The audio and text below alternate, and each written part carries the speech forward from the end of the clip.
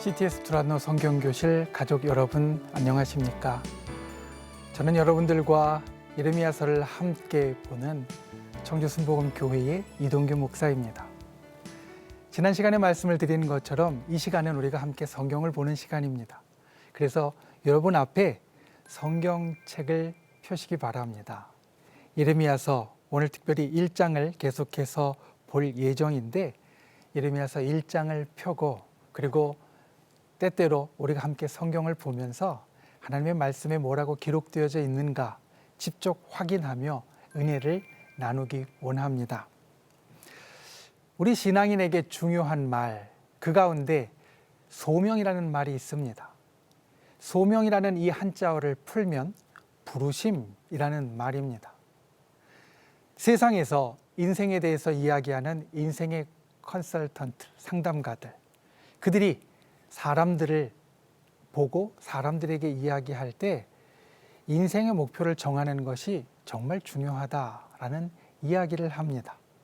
세상을 살아가는데 인생의 목표가 있는 사람과 인생의 목표가 없는 사람은 똑같은 삶을 살아도 너무 차이가 난다라는 겁니다.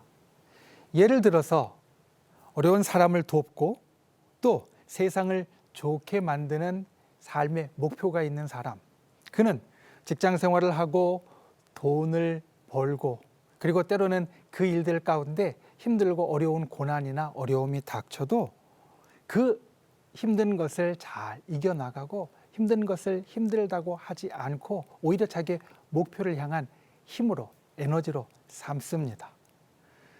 반대로 인생의 목표가 없는 사람은 자기가 직장 생활을 하고 돈을 버는 것을 자기 즐거움을 위해서 씁니다.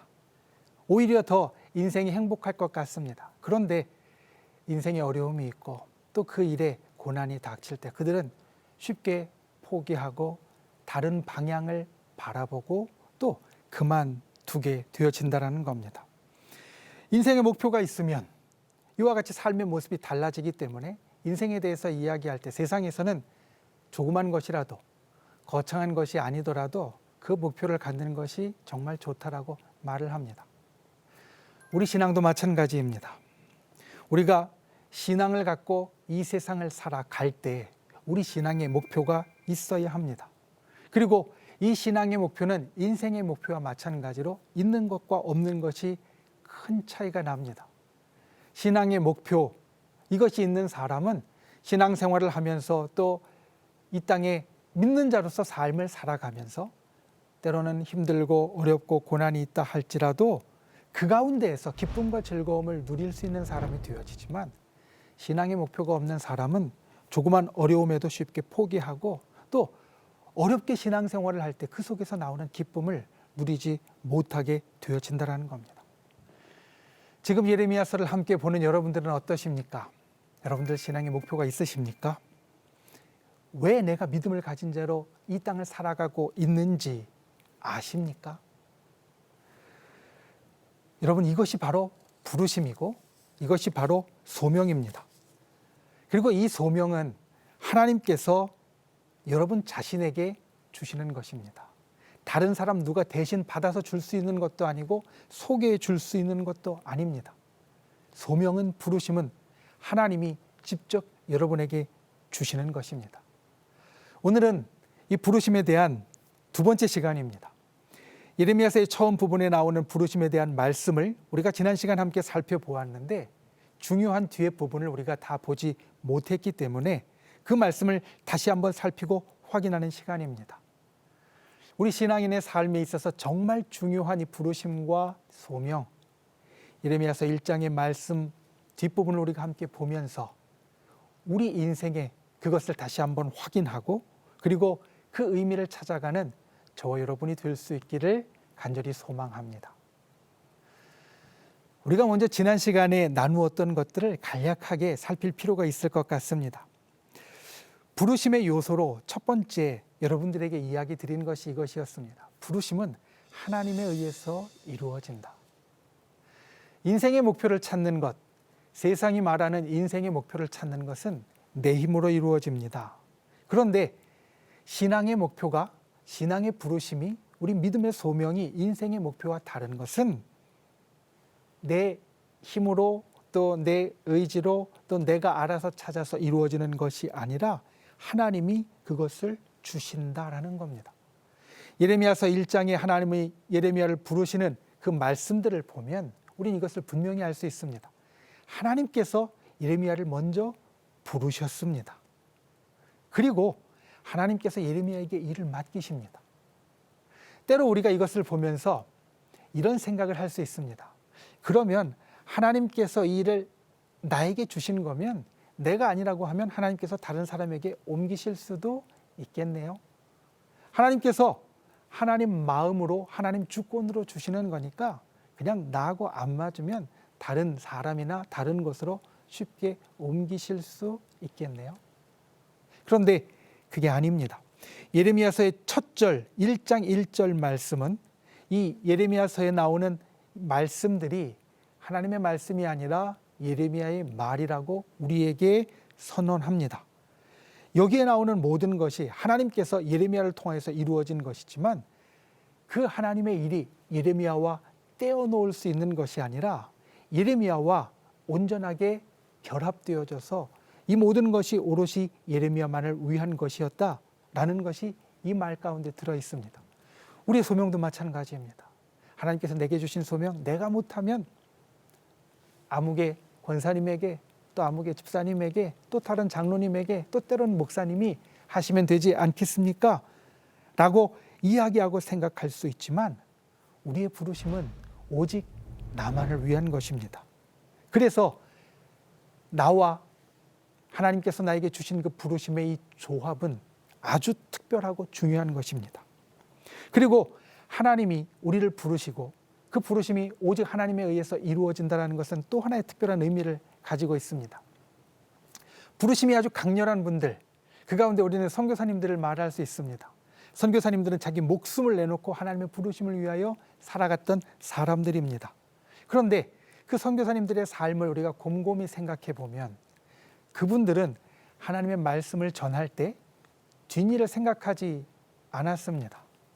때로는 하나님의 말씀을 전하면서 이들이 힘든 일도 겪고 또 위태한 상황에도 처하고 때로는 목숨을 잃기까지 하시는데 그런데 뒷일을 생각하지 않았습니다. 하나님께서 내게 주신 그대로 여기까지만 하면 그 다음에는 그 이후에는 하나님께서 하시리라. 이것이 그들의 믿음이었고 그들의 부르심에 대한 확신이었습니다. 사실 하나님의 부르심은 이렇습니다. 하나님의 부르심은 하나님이 우리에게 불러주시는 거기까지만 하면 되는 부르심입니다. 예레미야가 그랬습니다. 예레미야에게 주신 하나님의 부르심은 내가 가서 백성들에게 이와 같은 말을 선포하라 라는 데까지였지 그 말을 들은 백성들을 이렇게 만들고 저렇게 하게 하고 이렇게 되어지게 하라라는 데까지 아니었습니다. 오직 하나님께서 예레미야에게 주신 것은 말씀을 전하라 라는 데까지였고 그 이후의 결과는 하나님께서 책임지시는 것이었습니다. 우리의 부르심도 그 경계가 하나님에 의해서 주어집니다. 때로 우리가 부르심을 받을 때 우리가 주저하게 되는 이유가 내가 이걸 잘할 수 있을까? 또는 내가 이것을 해서 이와 같은 일을 이루어낼 수 있을까? 만들어낼 수 있을까? 우리는 걱정합니다. 고민합니다. 그런데 그러지 말라라는 말씀입니다. 하나님의 부르심은 우리에게 주신 거기까지지 그것을 넘어서는 것이 아니기 때문에 우리는 하나님이 주신 그 부르심, 그 경계까지만 묵묵히 나아가면 된다. 이것이 하나님께서 주도적으로 우리를 부르셨다라는 부르심의 또 다른 의미입니다. 그래서 우리가 부르심과 소명을 생각할 때 이것을 잊지 않아야 합니다. 그리고 두 번째로 우리가 부르심에 대해서 생각해야 될 것은 하나님께서 도우신다라는 말씀입니다. 하나님의 말씀을 듣고 예레미야가 이렇게 대답합니다. 예레미야서 1장 6절 말씀에 보면 예레미야는 하나님 앞에 이렇게 대답했습니다. 주 여호와여 보소서 나는 아이라 말할 줄을 알지 못하나이다. 하나님 나는 하나님께서 나를 불러주셨는데 못하겠습니다. 내 능력 밖입니다. 거절했습니다. 사양했습니다. 그런데 이 말씀을 들은 이 예레미야의 말을 들은 하나님께서 예레미야에게 대답하시는 첫 번째가 7절 말씀에 보면 이렇게 나옵니다. 너는 아이라 말하지 말라. 포기하실 만도 한데 하나님께서 큰 맘 먹고 불러주셨는데 소명을 주셨는데 못합니다 라고 이야기하는 예레미야를 하나님께서 포기하실 만도 한데 하나님은 포기하지 않고 예레미야를 설득하십니다. 너는 아이라 말하지 마. 괜찮아. 나는 너를 포기하지 않을 거야. 하나님은 이렇게 예레미야에게 말씀하십니다. 그리고 이렇게 설득하시는 하나님, 그 말씀 가운데 덧붙여지는 것이 있습니다. 오늘 지난 시간에 이어서 더 살피기 원하는 것이 바로 여기부터입니다. 하나님의 설득에 덧붙여지는 것. 말씀드린 대로 그것은 약속이고 도우심입니다. 여러분, 하나님께서 우리를 부르실 때, 그리고 그 부르심에 따라서 우리가 앞으로 나아가게 될 때 거기에는 하나님의 약속이 따르게 됩니다. 1장 8절 말씀을 우리가 함께 보겠습니다. 예레미야서 1장 8절 말씀, 하나님께서 예레미야에게 말씀하시기를 뭐라고 하시냐면 너는 그들 때문에 두려워하지 말라. 내가 너와 함께하여 너를 구원하리라. 나 여호와의 말이니라. 하나님께서 예레미야를 설득하시면서 예레미야에게 주신 것은 내가 너를 구원하리라. 그러니 두려워하지 말라. 라는 말씀입니다. 사실 예레미야의 사역은 두려울 만했습니다. 하나님께서 예레미야에게 주시는 말씀들이 그러하다라는 것을 이 부르심 가운데 사실은 이야기하고 있습니다. 예레미야의 부르심의 마지막에 있는 10절 말씀을 우리가 함께 보면 예레미야의 사역이 어떠할 것을 하나님께서 예레미야에게 미리 이야기해 주고 계신데 우리가 함께 보겠습니다. 10절 말씀을 보면 보라, 내가 오늘 너를 여러 나라와 여러 왕국 위에 세워 내가 그것들을 뽑고 파괴하며 파멸하고 넘어뜨리며 건설하고 심게 하였느니라 하시니라. 예레미야가 앞으로 백성들 앞에 나아가서 선포하고 그리고 할 사역의 내용, 그것을 6개의 단어로 이 10절은 설명합니다. 함께 보면 그 6개의 단어는 이것입니다. 뽑고 파괴하고 파멸하고 넘어뜨리고 건설하고 심는다. 이 6단어의 뜻을 곰곰이 생각해 보십시오. 처음에 4단어는 굉장히 부정적입니다. 만약 하나님의 사람이라고 하는 예언자가 나라를 위하여서 말할 때, 백성들을 위하여서 말할 때 뽑는 것, 파괴하는 것, 파멸하는 것, 넘어뜨리는 것을 말한다고 하면 좋아할 사람이 아무도 없을 겁니다. 백성들이 큰 반항을 하게 되어질 겁니다. 그런데 사실 이것만이 아니었습니다. 예레미야가 할 사역에는 2가지가 더해집니다. 건설하고 심는 것. 좋은 겁니다. 무언가 잘못되었을 때, 무언가 망가졌을 때 그것을 건설하고 심는다는 것은 모든 사람이 바랄 만한 일입니다. 4대 2. 사람들이 싫어할 만한 것과 사람들이 좋아할 만한 것의 비율입니다. 쉽게 말하면 2대 1입니다. 그러니 사람들이 싫어할 만한 일이 2배가 많고 백성들이 예레미야를 내칠 일이 2배나 많았으니 예레미야의 삶은 힘들었습니다. 예레미야가 나라에 대해서 백성에 대해서 선포할 때 그 가운데 뽑고 파괴하고 파멸하고 넘어뜨리는 그 일로 나라의 괴로움과 쇠퇴와 멸망과 포로 생활을 선포하였기에 그는 참으로 어려운 일을 많이 당했습니다. 두려운 일을 많이 당했습니다. 그 모든 일을 하나님께서 미리 말씀하시면서 주시는 것이 바로 이 말씀입니다. 두려워 말라, 내가 너를 구원하리라. 우리는 구원이라는 말에 익숙합니다. 그런데 때로 이 구원을 오해합니다. 하나님께서 나를 구원하신다라는 것을 우리가 생각할 때 우리는 그 구원이 어려움을 겪지 않고 피하게 하시며 항상 하나님의 좋은 일, 축복 가운데 사는 것이라고 생각합니다. 그런데 여러분, 구원이라는 말을 잘 생각해 보십시오. 구원이라는 말은 건져낸다라는 말입니다. 건져낸다라는 것은 이미 어딘가에 빠져 있는 것을 말합니다. 즉 구원이라는 말은 어려움과 고난에서 건져낸다라는 말입니다.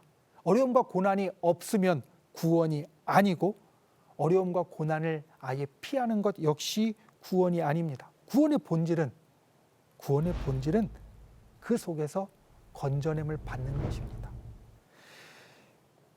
이 시대의 신앙인들은 이 구원의 뜻을 잘 생각하지 않고 고난에 많이 약합니다. 그래서 고난을 아예 당하지 않기 위하여 많이 기도합니다. 고난이 없어야 구원받는다고 여깁니다. 때로는 고난을 피하기 위해서 구원을 포기하기도 합니다. 그런데 예레미야의 약속에서 우리가 보듯이 여러분, 하나님의 구원은 고난이 없어지는 것이 아닙니다.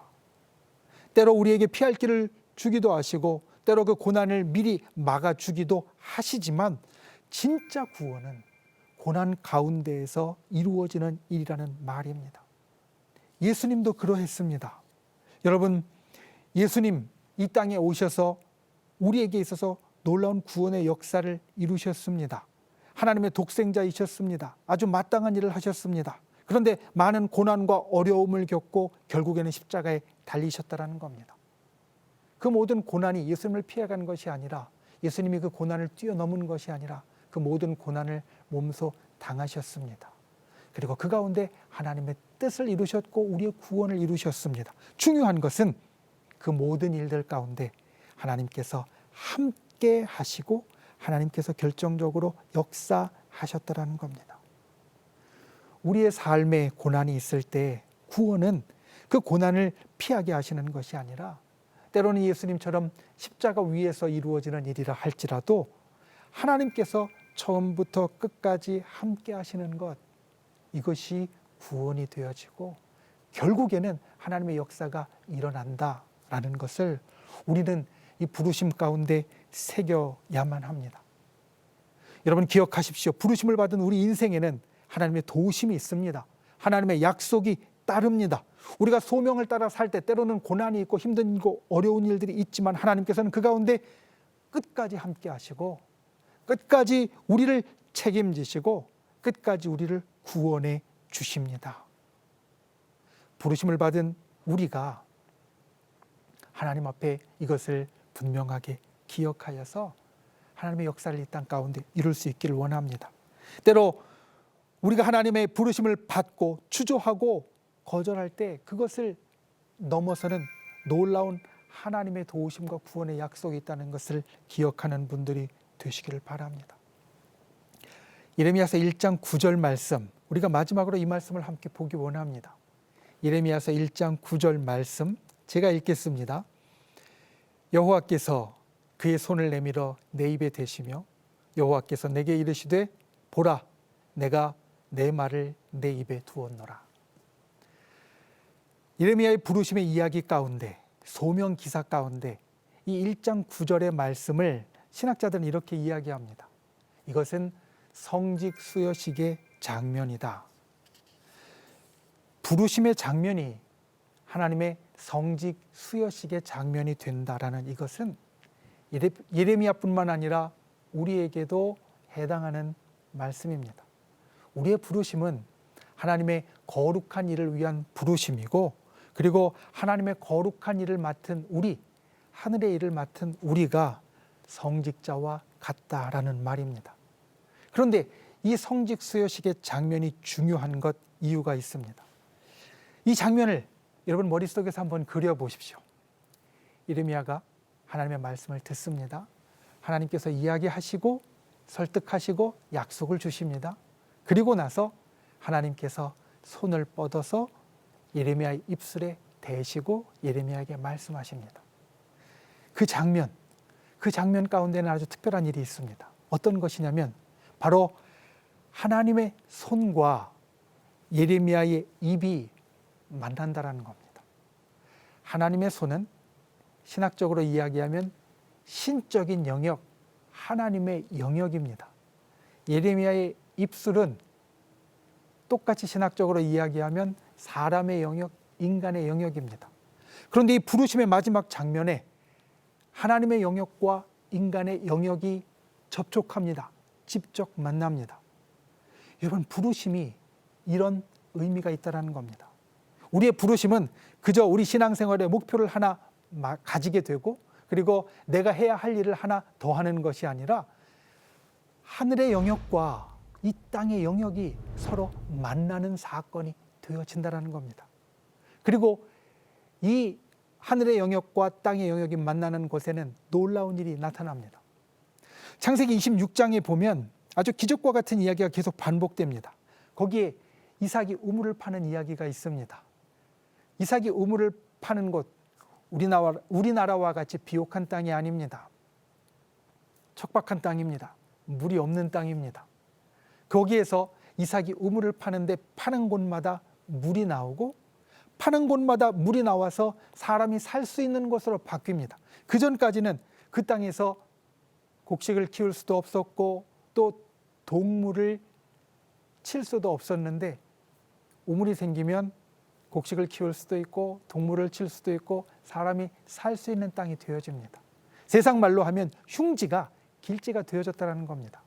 어떻게 이와 같은 일이 나타나게 되었는가? 여러분, 이삭의 부르심을 생각해 보십시오. 이삭의 부르심은 아버지 아브라함으로부터 이어진 것이었습니다. 아브라함의 부르심, 하나님께서 주신 아브라함의 부르심의 가장 중요한 것은 복의 근원이라는 말씀입니다. 아브라함은 이 땅의 복의 근원이 되었습니다. 그리고 그 자손들이 그것을 이어가게 되었습니다.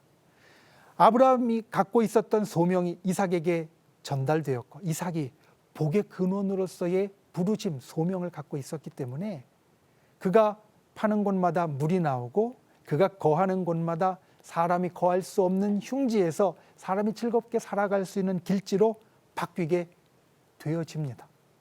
이게 하나님의 부르심을 갖고 있는 자가 이 땅에 일으키는 역사입니다.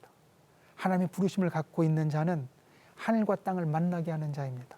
하늘의 축복이 이 땅에 나타나게 만들어가는 자입니다. 하늘의 영역과 땅의 영역을 접촉시키는 자입니다. 이것이 부르심의 놀라운 의미입니다. 부르심에 대해서 이야기할 때 이렇게 생각하시는 분들이 있을 겁니다. 특별히 우리 연세 드신 우리 장로님, 권사님, 집사님들, 목사님, 저는 나이가 아주 많아요. 지금 와서 무슨 부르심을 생각하고 무슨 소명을 생각하겠습니까? 오히려 하나님께서 하나님 곁으로 데려가실 그 날이 훨씬 더 가까울 텐데. 그런데 여러분, 아닙니다.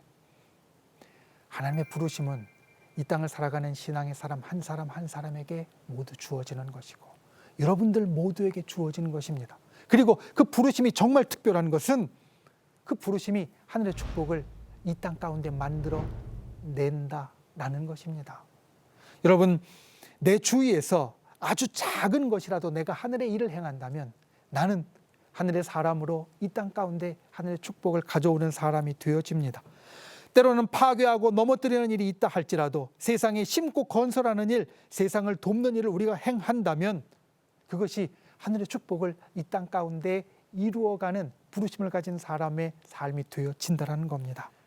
저와 여러분은 하나님의 부르심이 있는 사람이고 소명이 있는 사람입니다. 하나님이 부르신 사람, 하나님의 소명을 가진 사람은 하늘과 땅을 연결하는 사람이 된다는 것을 기억하십시오. 잊지 마십시오. 그리고 하늘의 축복을 이 땅 가운데 가져오는 사람이 된다는 것을 분명하게 새기십시오. 그와 같은 부르심의 사람, 소명의 사람으로 이 땅을 살아가는 저와 여러분이 될 수 있기를 예수님의 이름으로 부탁을 드립니다.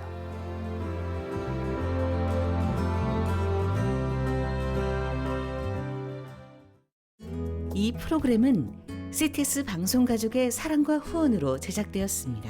후원 전화 02-6333-1003번, ARS 060-808-1004번으로 전화주세요.